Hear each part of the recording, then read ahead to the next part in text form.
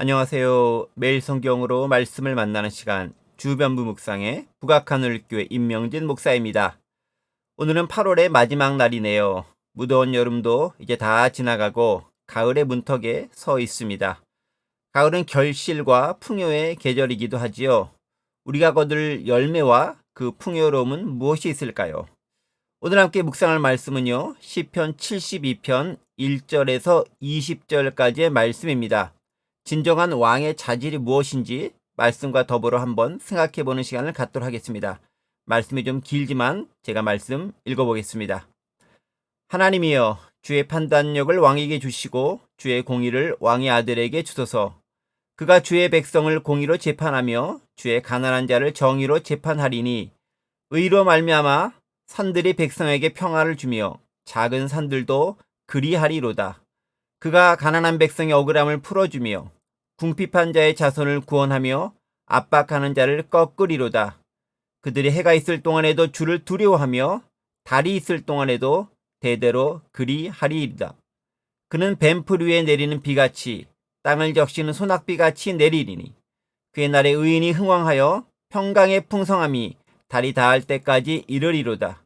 그가 바다에서부터 바다까지와 강에서부터 땅끝까지 다스리리니 광야에 사는 자는 그 앞에 굽히며 그의 원수들은 티끌을 핥을 것이며 다시스와 섬의 왕들이 조공을 바치며 스바와 시바 왕들이 예물을 드리리로다.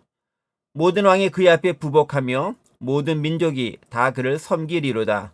그가 궁핍한 자를 부르짖을 때에 건지며 도움이 없는 가난한 자도 건지며 그는 가난한 자와 궁핍한 자를 불쌍히 여기며 궁핍한 자의 생명을 구원하며 그들의 생명을 압박과 강포에서 구원하리니 그들의 피가 그의 눈앞에서 존귀 여김을 받으리로다. 그들이 생존하여 스바의 금을 그에게 드리며 사람들이 그를 위하여 항상 기도하고 종일 찬송하리로다. 산꼭대기의 땅에도 곡식이 풍성하고 그것의 열매가 레바논같이 흔들리며 성에 있는 자가 땅의 풀같이 왕성하리로다. 그의 이름이 영구하며 그의 이름이 해와 같이 장구하리로다. 사람들이 그로 말미암아 복을 받으리니 그의 민족이 다 그를 복되다 하리로다. 홀로 기이한 일들 행하시는 여호와 하나님 곧 이스라엘의 하나님을 찬송하며 그 영화로운 이름을 영원히 찬송할지어다. 온 땅에 그의 영광이 충만할지어다. 아멘 아멘. 이새의 아들 다윗의 기도가 끝나니라. 아멘. 네, 가을이죠. 내년 3월, 그러니까 이제 6개월 후면 대한민국의 제20대 대통령을 새로 뽑는 날이 다가옵니다. 미국의 연임이 가능한 선거 제도가 아니기에 무조건 새로운 사람을 우리는 선출해야 합니다. 그래서 그런지요. 최근 여야 각 정당은 자당의 대통령 후보를 선출하느라 여념이 없습니다. 국민의 지지를 받으면서도 자신들 당의 정치적 이념을 구현할 인물, 바로 그런 인물들을 찾는 중입니다. 그 과정에서 경선을 거치고 또 여러 검증의 절차들을 밟습니다. 과거의 공과가 드러나고요. 미래를 향한 비전도 제시가 됩니다. 현명하고 지혜로운 선거를 치러야 하겠죠. 슬기로운 국민들의 몫이 아닐까 생각됩니다. 자, 그렇다면요.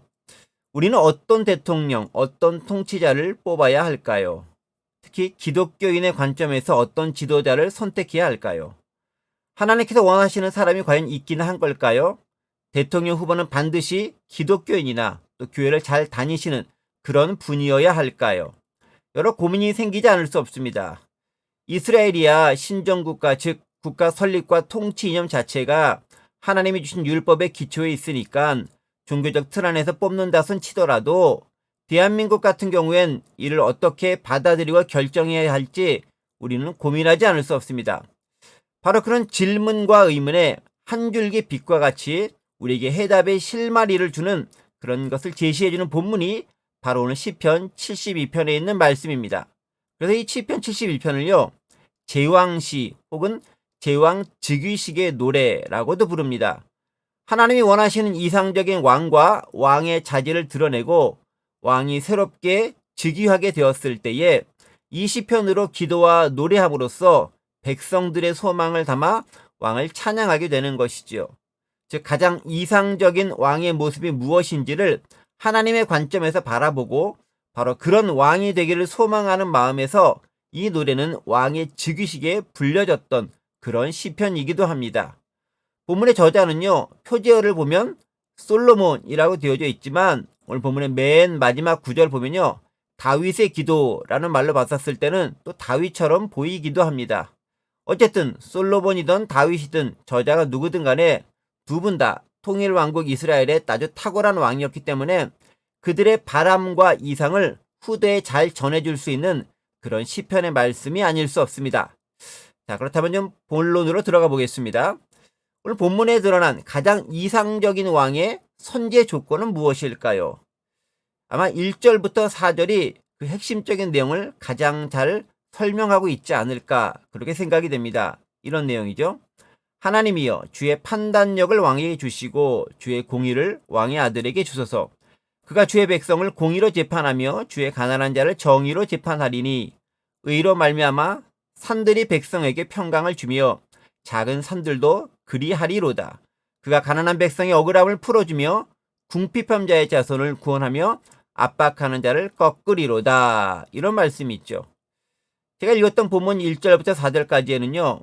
중요한 키워드 몇 가지가 등장하는데요.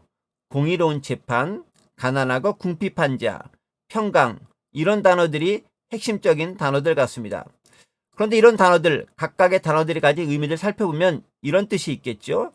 먼저 부정부패가 사라지고 공정하고 정의로운 사회와 국가가 만들어져야 된다는 것. 또 둘째로요. 가난한 자의 삶의 질이 개선되고 궁핍한 자가 사라지는 경제적인 윤택함이 이루어지면 좋다는 것. 그리고 세 번째는요. 나라가 부강하며 주변 국가들로부터 침략받거나 무시당하지 않고 평화를 유지하는 것. 이 세 가지 조건이 왕이 갖추고 왕이 이루고 지향해야 할 그런 모습이다라는 것을 알 수 있습니다. 즉 정의로운 사회, 경제적 윤택함, 외세로부터의 자유로운 건강한 외교와 국방이 그 전제 조건인 것이죠. 더불어서요.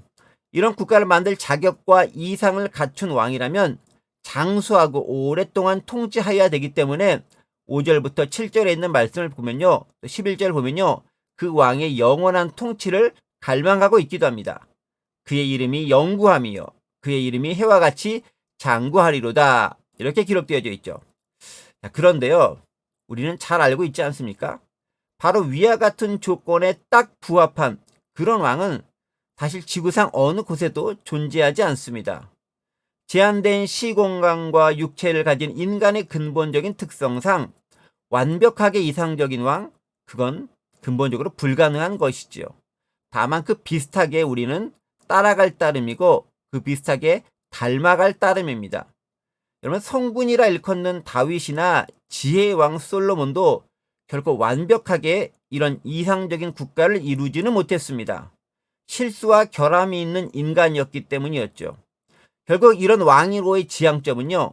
영원한 왕이신 예수 그리스도와 그분의 통치 외에는 사실상 불가능합니다.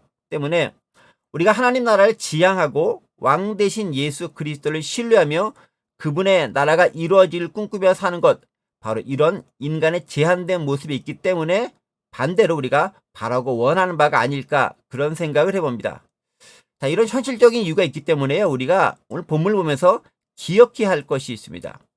이런 이상적인 왕은 인간의 힘으로는 불가능하기에 결국 하나님께서 허락하시고 뭔가 준비해 주셔야지만 그나마 가능하다는 것입니다. 방금 제가 1절에서도 읽었지만요. 이 모든 덕목은 결국 누가 주십니까? 하나님께서 허락해 주셔야 한다는 것을 알 수 있습니다. 그래서 시인은요. 하나님이여 주의 판단력을 왕에게 주시고 주의 공의를 왕의 아들에게 주소서라고 기도합니다.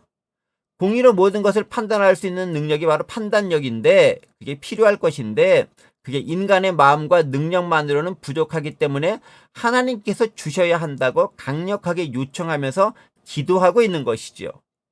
자, 이렇게 하나님께 이상적인 왕의 덕목들을 간구하는 이유가 무엇일까요? 그렇다면 그것은요. 왕, 즉 통치자는 궁극적으로 하나님의 통치를 대리한다라고 하는 생각이 그 안에 깔려 있기 때문에 그렇습니다.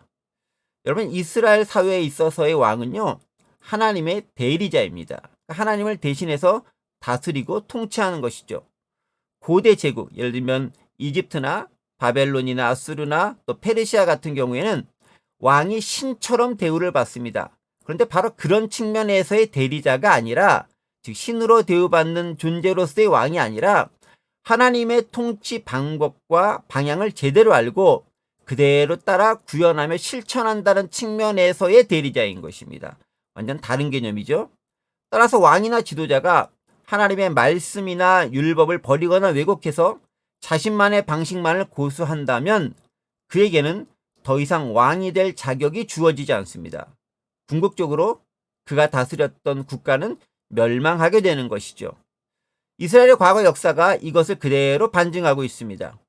하나님 앞에 신실하며 하나님을 경외했던 왕들이 다스리는 동안에는 나라가 평안했지만 인간의 능력만을 의지하거나 모략이나 계략 등을 사용해서 통치하려는 순간 위기상황을 많이 맞이하게 되었습니다. 특히 하나님의 통치 대리자임을 거부하고 다른 신이나 우상을 섬겼던 왕들은 하나같이 비참한 최후를 당하거나 국가가 큰 위기 상황에 처하게 되었습니다.